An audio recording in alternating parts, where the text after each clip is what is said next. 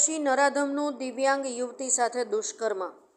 સુરતમાં બોલી કે સાંભળી ન શકતી યુવતી પર નફ્ફટે હવસ સંતોષી ધમકાવી 3 માસનો ગર્ભ રહી જતાં ભાંડો ફૂટ્યો। સુરતના અમરોલી વિસ્તારમાં રહેતી દિવ્યાંગ યુવતીને પાડોશી યુવકે પોતાની હવસનો શિકાર બનાવી હતી। યુવતી દિવ્યાંગ હોવાનો લાભ ઉઠાવી તેના પર દુષ્કર્મ આચર્યું હતું। એટલું જ નહીં, યુવતીને જાનથી મારી નાખવાની ધમકી પણ આપી હતી। જો કે યુવતીને 3 મહિનાનો ગર્ભ રહી જતાં સમગ્ર મામલે બાદમાં ભાંડો ફૂટી જતાં ભોગ બનનાર યુવતીના પરિવારજનોએ અમરોલી પોલીસ મથકમાં પાડોશી નરાધમ સામે ફરિયાદ નોંધાવી છે, જેથી પોલીસે ગુનો દાખલ કરી આગળની કાર્યવાહી હાથ ધરી છે।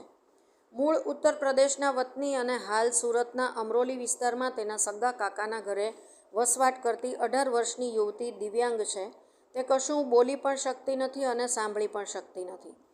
આ તકનો લાભ અમરોલી છાપરાભાઠા રોડ પર વસવાટ કરતા પ્રદીપ ધર્મરાજ પટેલે ઉઠાવ્યો હતો। 3 મહિના પહેલાં યુવતી ઘરમાં એકલી હતી, ત્યારે આ તકનો લાભ ઉઠાવી પ્રદીપ તેના ઘરમાં આવી તેની સાથે જબરદસ્તીથી શરીર સંબંધ બાંધી બળાત્કાર ગુજાર્યો હતો। તેમજ જો આ વાતની કોઈને જાણ કરશે તો તેણીને જાનથી મારી નાખવાની ધમકી પણ આપી હતી। યુવતી બોલી કે સાંભળી શકતી ન હોવાના કારણે તે વધુ ડરી ગઈ હતી અને આખરે યુવતીએ કોઈને વાત કરી ન હતી।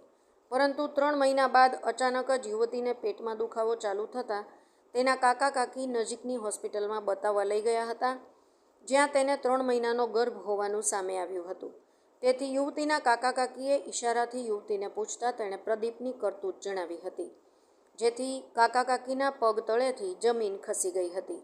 બનાવને પગલે આખરે તેઓએ આ મામલે પ્રદીપ પટેલ સામે અમરોલી પોલીસ મથકમાં ફરિયાદ નોંધાવતા પોલીસે દુષ્કર્મનો ગુનો દાખલ કરી આગળની કાર્યવાહી હાથ ધરી છે।